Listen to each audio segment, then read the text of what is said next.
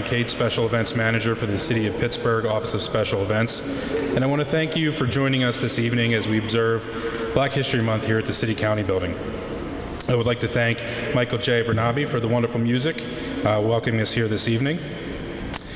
This year's theme of Pittsburgh Negro League's Hall of Fame celebrates the rich Negro League history in Pittsburgh and how these men helped to break the color barrier, not only in baseball, but in other ways as well.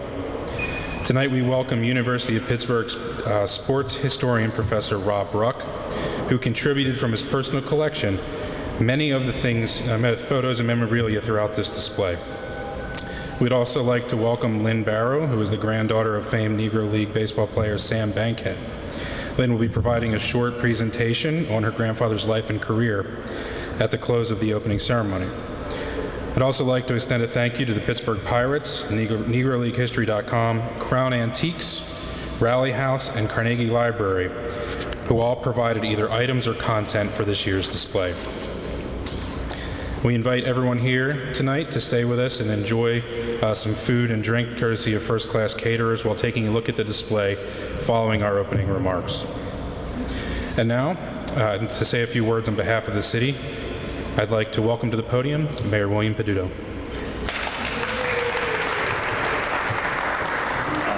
Thanks, Rob. Thanks for the work. First off, I just want to thank our Parks and Rec crew. They've done an amazing job in not only creating this event, but doing it in a way that is very stylistic. As you're looking around, it is done in a proper way to respect the 100th anniversary of the Negro League. The league was formed in February of 1920, and we'll be celebrating that day as well. But to recognize the importance of the league and Pittsburgh's connection to it, you don't have to look too far. The great-grandson of Josh Gibson is with us today, and it's an honor.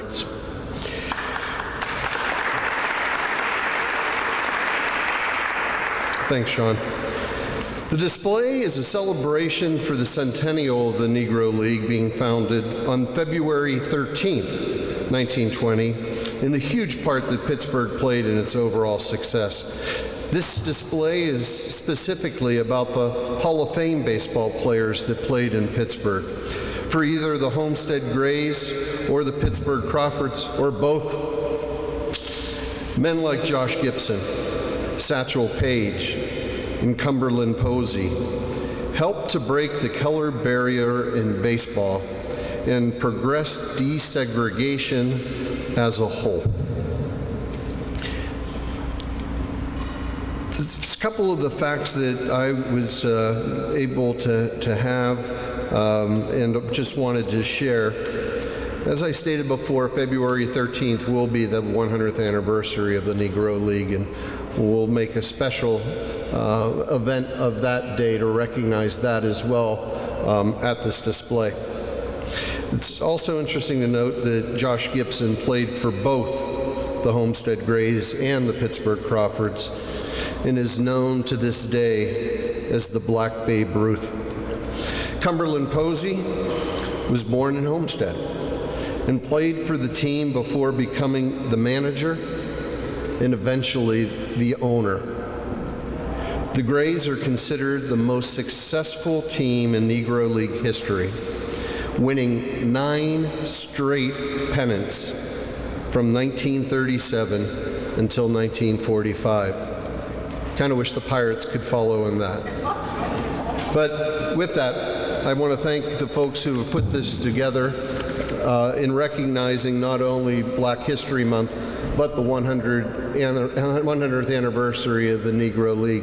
The Negro League Hall of Fame and history is in Kansas City, and it's a proud part of their city's history as well. Congratulations to their football team, but this year we recognize the importance of all American cities that were a part of creating the Negro League of Baseball and the work that that did and has done and continues to do to breaking down the walls of segregation. Thank you. Oh, I'm sorry. I also want to recognize Council President Teresa Kell Smith, who is with us, and I saw Councilwoman Strasburger as well, who was here as well. Thank you for being a part of this tonight.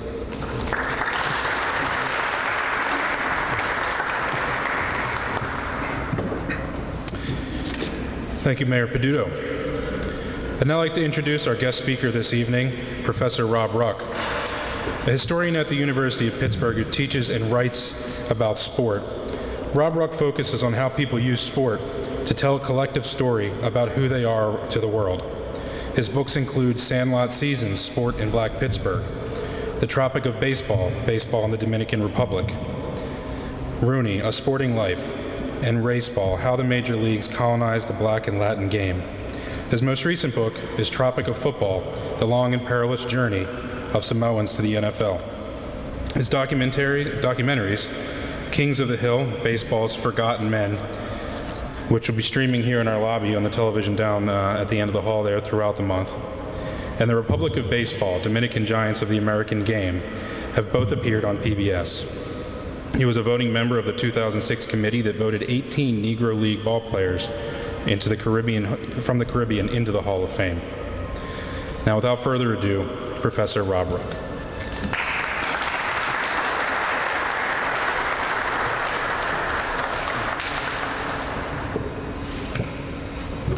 Thank you for all coming.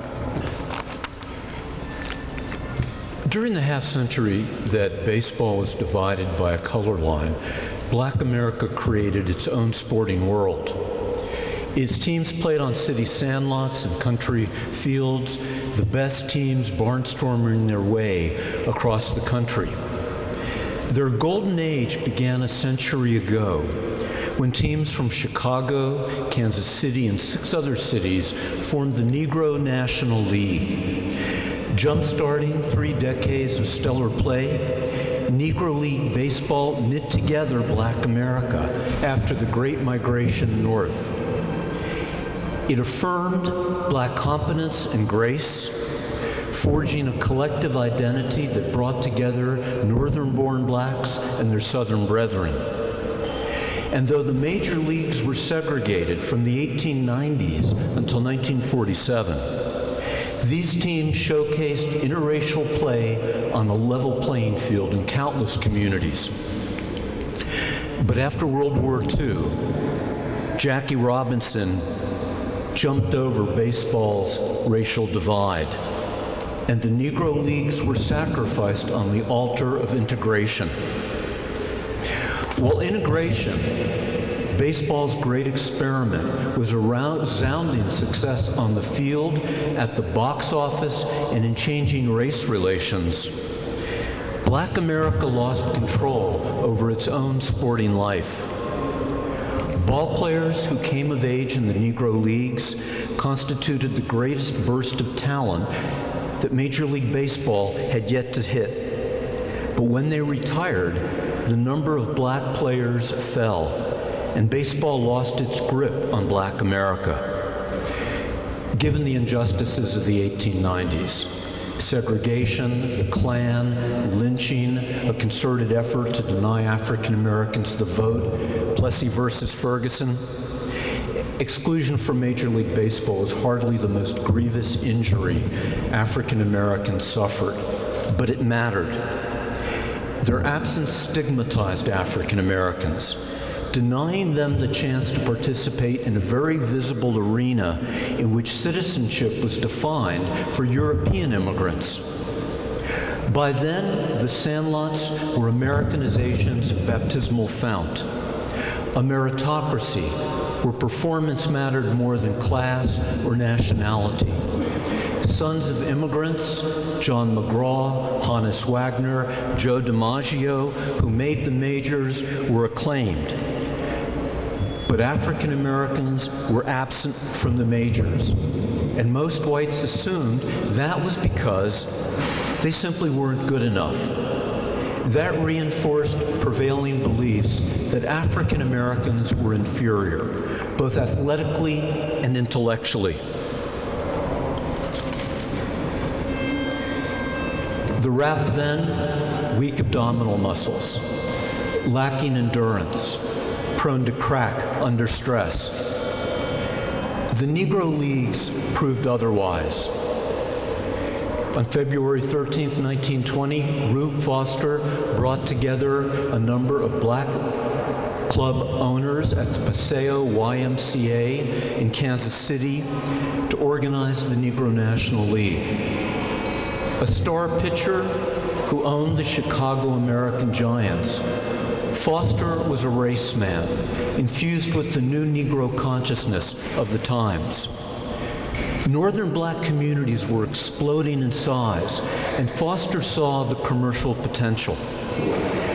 Its players enjoyed higher salaries than most black workers.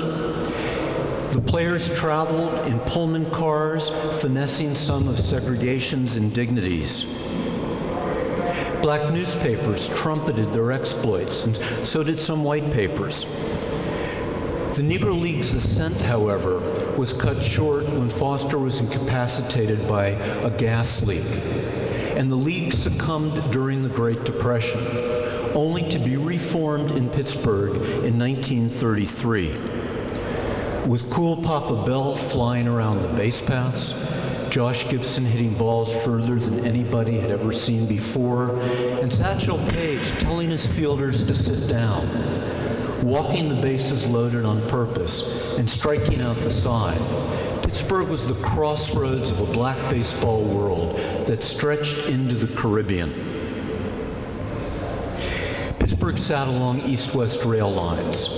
Every black performer, speaker, or club played Pittsburgh. Pittsburgh's two clubs, the Homestead Grays and Pittsburgh Crawfords, won over a dozen Negro League championships. 7 of the first 11 Negro Leaguers inducted into the Hall of Fame played for both or one of those two teams.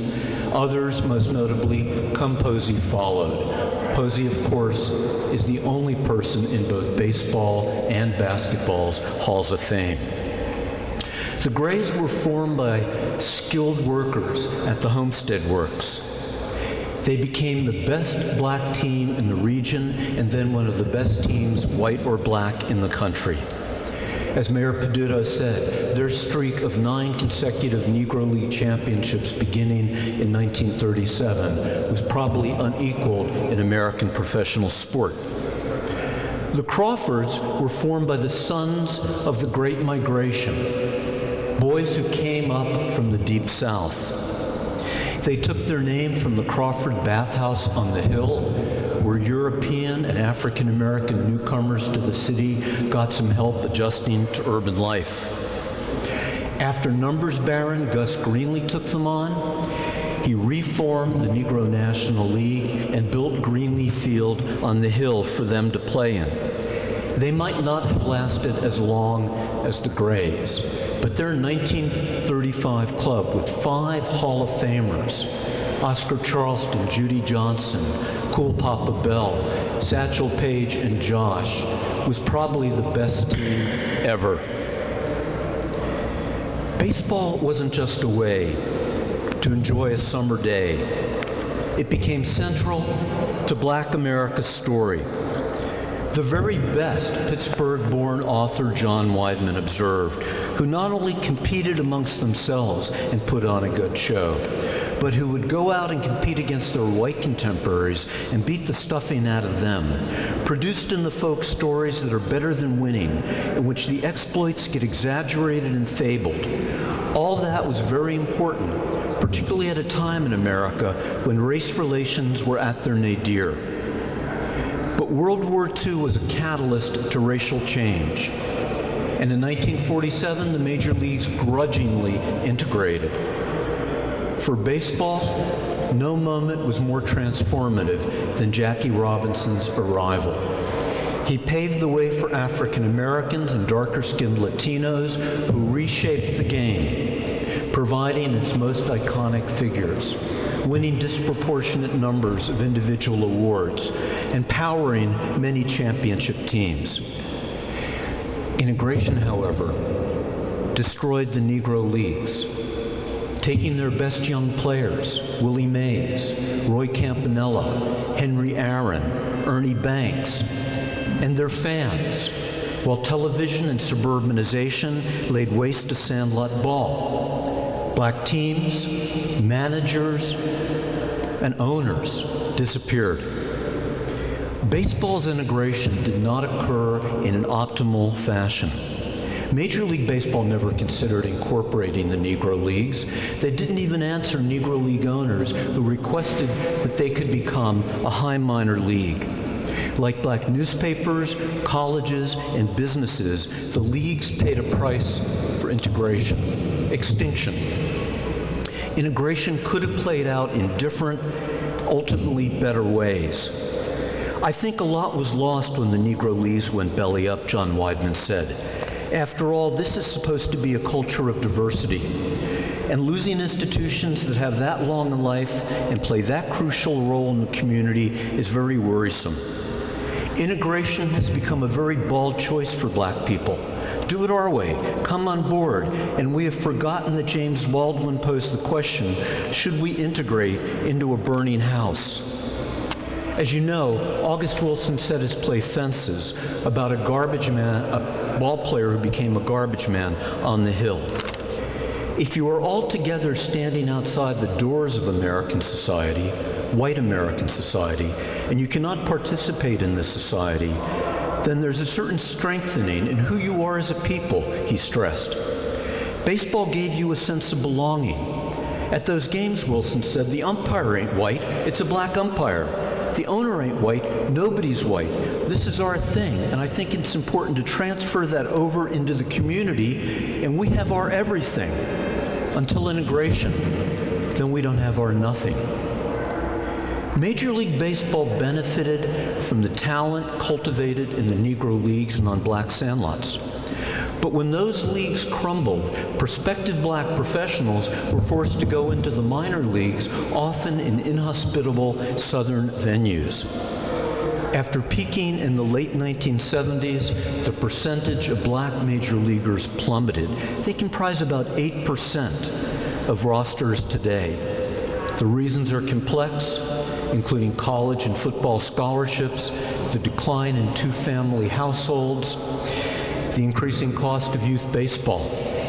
But the disappearance of black-controlled leagues and an infrastructure in which one could come up might be the critical factor. Now, African Americans hardly lack sporting opportunities. If anything, sport holds too much sway in black communities, diverting attention from vocational and educational alternatives. Nor do black communities need the Negro Leagues to promote the cohesion and collective self-esteem they once provided, or the energy that Jackie Robinson generated. Major League Baseball has more at stake, including its image as a democratic, inclusive sport. The story of African American baseball has been portrayed as a tale of their shameful exclusion and redemptive integration. Segregation was certainly shameful, especially for a sport invested in its own rhetoric of democracy. But for African Americans, integration was painful. Although long overdue and a catalyst to social change, integration cost the black community control over its sporting life. It changed the meaning of sport, and not necessarily for the better. We're here tonight to celebrate how African Americans showcased sport at its best, despite segregation. At a time when democracy is under attack by authoritarian opportunists from Hungary to Brazil to Moscow to the White House, it's important to remember that sport is often one of the most democratic arenas in society.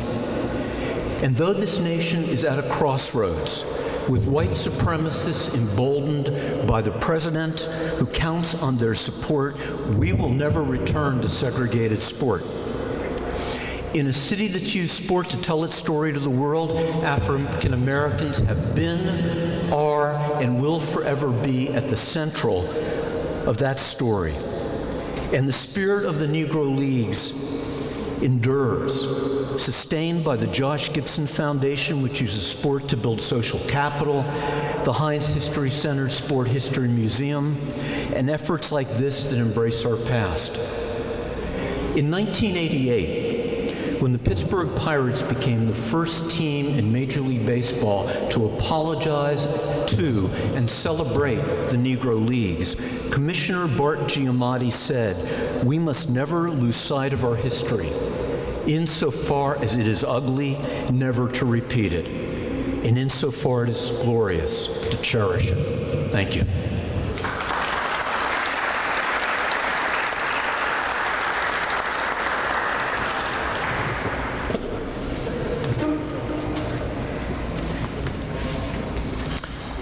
Thank you, Rob. At this time, I'd like to thank you all for being here and participating in this evening's opening reception. A special thank you to Mayor Peduto for joining us as well. I'd once again like to thank Professor Ruck for his contributions to this exhibit. And I'd also like to give special thanks to the Office of Special Events staff members who put all this together, doing all the research and putting this display that you see here today together. Teresa, Brandon, Emily, Jen, and Beth, thank you for your hard work on this exhibit. Thank you.